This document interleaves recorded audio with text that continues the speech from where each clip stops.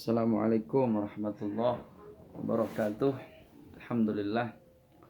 Wassalatu wassalam ala sayyidina Rasulillah Sayyidina Muhammad ibn Abdullah wa ala alihi wa sahbihi ajma'in. Wa la hawla wa la quwata illa billahil aliyyil azim. Allahumma salli wa sallim miftahi bab rahmatillah a'dada ma fi ilmillah.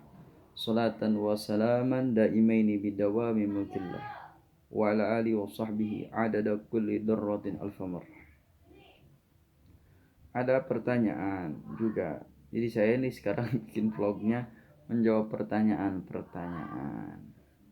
Biar ada rekamannya, keduanya biar juga sekalian saya juga mengaji, belajar ta'lim wal muta'allim juga. Terus bermanfaat, mudah-mudahan ada manfaatnya. Pertanyaannya, bagaimana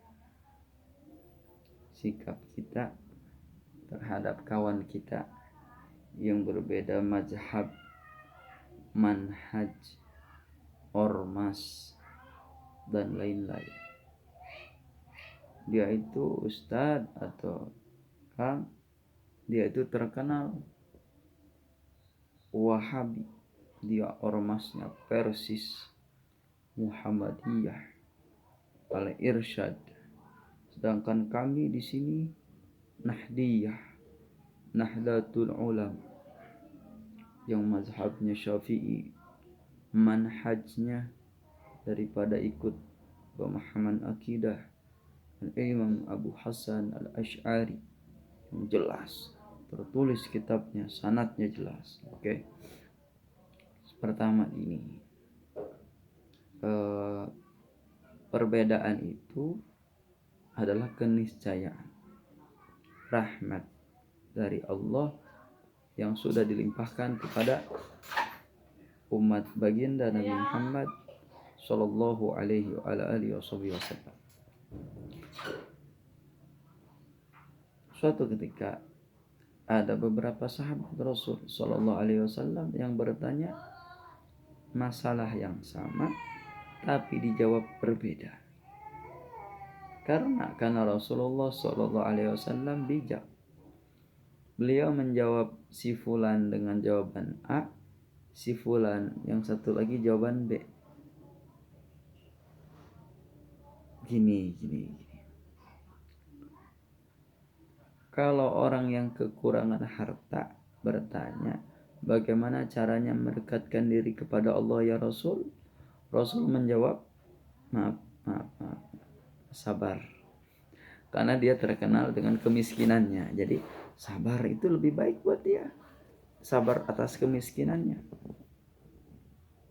Dan berusaha dimotivasi untuk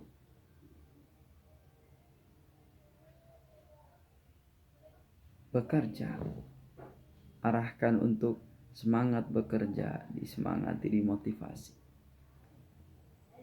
Tapi satu lagi, ada orang kaya bertanya, bagaimana ya Rasul agar aku lebih dekat dengan Allah? Kata Rasul, sedekah, dermawan. Jadi pertanyaannya satu, takarub ilallah, tapi jawabannya beda. Karena kalau kalian menjawab seorang yang kekurangan harta dengan sedekah, dia yang bingung, sedekah gimana ya Rasul? Saya juga kekurangan harta. Secara zahir ini sedekah itu harta ya. Meskipun sedekah itu tidak harus harta, tenaga, pikiran, ilmu itu sedekah. Tapi kita tafsirkannya sedekah itu harta adalah secara umum lah ya. Terus kita bilang ke orang yang berharta, cara mendekatkan diri pada Allah, sabar ya, tidak. Dia sudah diberi kecukupan. Berarti tantangan berarti adalah sodakoh, dermawan gitu. Nah ini sekarang katanya masalah Wahabi. Mungkin saya menduga nih, saya melakukan riset gadungan lah, riset sederhana. Saya juga pernah mewawancarai seorang tokoh besar, pemimpin dari ormas, mantan pemimpin dari ormas besar. yaitu Persatuan Islam, namanya Profesor Dr. Maman Abdurrahman MA. Saya bertanya kepada beliau masalah khilafiyah ini. Jawabannya baguslah. Prof, bagaimana tanggapan Anda tentang maulid? Kita ketahui Persis itu tidak merayakan dan melaksanakan maulid lah seperti Nahdiyah. Profesor itu menjawab, oh kami merayakan maulid Sufyan. Oh ya, tapi merayakannya dengan berpuasa. Berpuasa. Tapi saudara kami, kata profesor dengan lembut, yang Nahdlatul Ulama, merayakan dengan bikin panggung acara-acara maulid, membaca syair.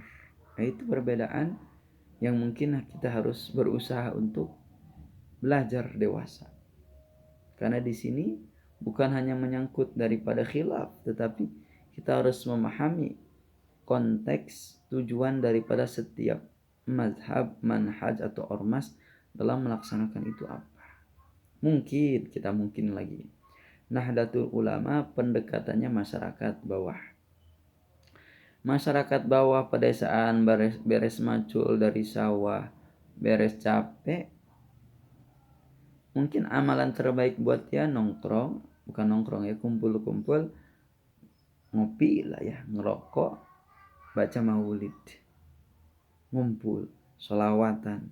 Kayak cocok buat mereka karena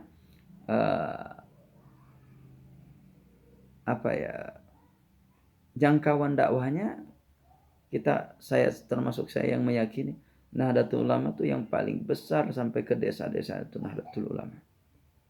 Sampai mungkin berpengaruh ke kota karena tradisi yang dijalankan di kota karena banyak perantau-perantau. Sedangkan kenapa yang Persis jarang?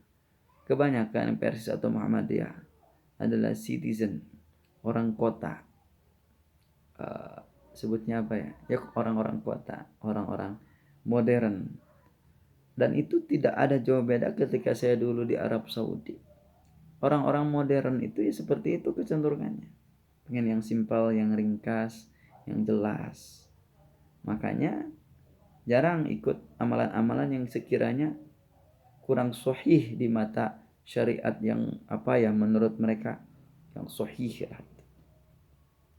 Pokoknya yang tersahih Bukhari Muslim ya pakai itu terus. Yang lainnya kurang dipakai, bukan nggak mau, kurang dipakai. Sehingga ada kesalahpahaman yang perlu kita luruskan. Ya. Saya kenapa paham gitu? Dulu saya ada di PP ini nih, kalau ada yang alumni Karisma Salman, PP itu pembinaan pembina ya. Karisma Salman ITB itu pluralitas Islam. Karena ada Islam NU ada, Muhammadiyah ada, Persis ada, Jamiatul Wasliyah ada, Al-Irsyad ada, Habaibnya juga ada. Di situ saya belajar mengenai kita itu harus sebelum melaksanakan atau mengagungkan kerukunan antar agama, kita juga harus melaksanakan kerukunan antar intern Islam dulu. Karena bagaimana ceritanya kita melaksanakan kerukunan beragama sedangkan dengan sesama intern Islam kurang rukun, miskomunikasi ya. Jadi itu pandangan saya tentang masalah itu. Tolonglah berlapang dada bijaksana, tapi bijaksana kita tidak ikut-ikutan. Kalau ada ikut mazhab ini, kita punya mazhab yang dalam sanadnya jelas, mazhab Syafi'i, dalam akidahnya Abu Hasan al-Asy'ari, kitab-kitabnya banyak, kita punya ulama-ulama banyak ya. Jangan jadikan itu sebagai bahan perang, tapi bahan hikmah, perenungan buat kita. Wa ma taufiqi illa billah, alaihi tawakkaltu wa ilaihi unib, walahul muwafiq ila aqwamit thoriq. Wassalamu alaikum warahmatullahi wabarakatuh.